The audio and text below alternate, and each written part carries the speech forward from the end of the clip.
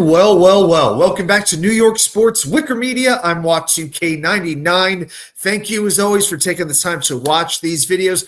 First thing I got to get out of the way is a big thank you to everybody out there watching, because we, after almost 2 years of doing this channel, have crossed the 1,000 subscriber mark. I'm very happy about that, and I'm going to keep on going. So just want to take a quick moment and say thank you. Let's get right to the New York Mets, specifically the question about Jose Iglesias. A lot of Met fans very divided over this. Now, a couple of things here. We know Iglesias was a very good player for the Mets, a great find by David Stearns. He wants to come back to the Mets, as he explained to the New York Post. Hit .337 in 2024.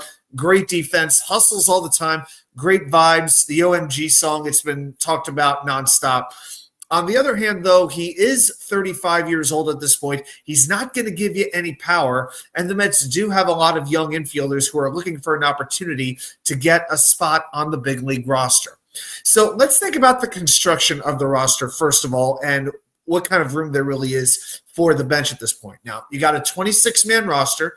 Remember, with pitching, the Mets are using a 6-man rotation, even with the injury to Frankie Montas. So that means you would have most likely 7 relievers. You can't have more than 13 pitchers on the roster. So you got 13 position players, 13 pitchers. So you've got your 9 starters in the lineup.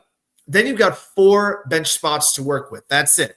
You have to have a backup catcher, Luis Torrens. You have the other DH, whichever one is not playing that day. So you got Jesse Winker or Starling Marte on the bench. And then in center field, you have whoever is not playing that day between Jose Siri and Tyrone Taylor. So already you've used up 3 spots, and you don't have anybody who can play the infield, unless you want to count playing Jesse Winker at first base, but that's another story. So the Mets need a backup infielder, and that player, in my mind, has to play all 3 positions: second, short, third base if necessary. So you look who's on the roster right now: Luisangelacuna, who else? Jet Williams. Ronnymauricio still coming back from injury. Brett Beatty, who a lot of people have been frustrated with, but still only 25 years old. And the Mets signed Nick Madrigal, which I never really understood, for the simple reason he doesn't play shortstop. Decent player, maybe never quite lived up to the hype when the White Sox originally drafted him. But the point is, if you have that one reserve infielder, he better be versatile. So now they're trying to teach Madrigal to play a new position. And if you need a sign that the Mets are moving on from Iglesias, they gave Madrigal number 11, which was Jose Iglesias' number last season. So I really think the Mets are looking to move on and get a little bit younger at that position. So I look at some of these players. Brett Beatty is a third baseman. They've tried him at second base last year a little bit. He doesn't play shortstop, though. Mauricio is still a month away from playing. He's not coming back until the middle of March. You can't really think about him at this point, even though he has shown he has some ability to hit the ball very hard and run well. And Jet Williams, hey, he still needs some time in AAA after missing most of last season. Now, Madrigal, that only really leaves 2 guys. There's Madrigal, there's Acuna.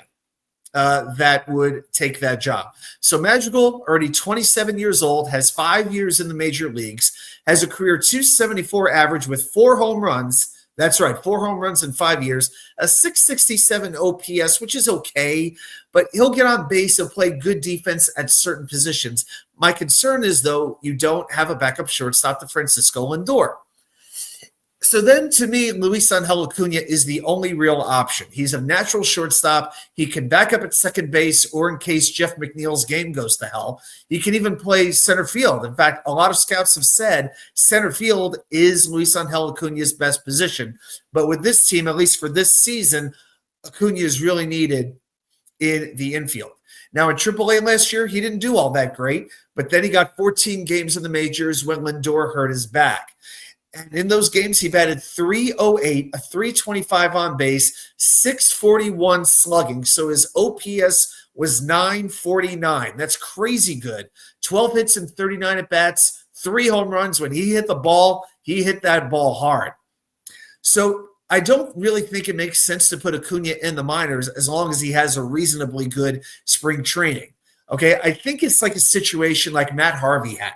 Before the Mets called him up years ago, he wasn't pitching all that great in AAA, It was almost as if he was bored with AAA and he needed the challenge of playing Major League Baseball. What happens? The Mets call him up, pitches that first game in Arizona, and he's lights out. I could see a similar thing happening here with Acuna. Now, with Iglesias, as far as the vibes go with the OMG, I really think that's what a lot of fans are most concerned about. They're going to miss the OMG, and Lord knows it was fun.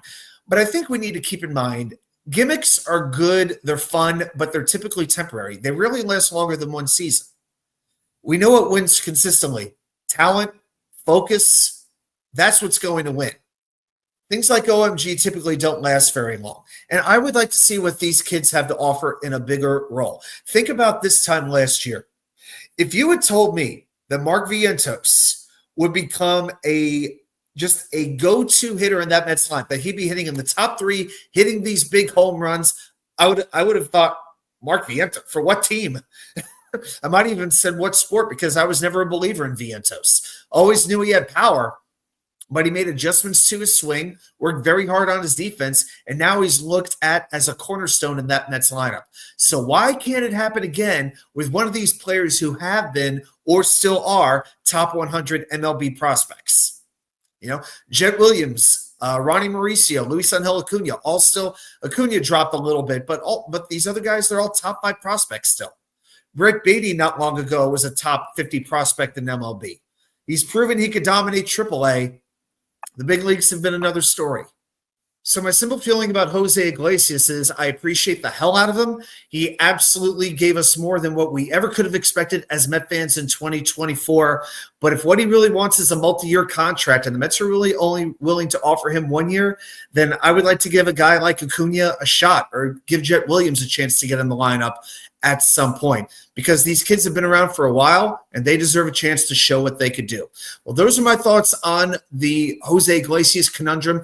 Do you want him to stay? Do you want him to go? Put some thoughts right down there in the comments. Everybody, thanks so much for hanging out with me. And I will see you Wednesday night, 6 p.m. Eastern, for the Wednesday night live show. And I'll see you right back here with more content from you know where. The Wicker Chair.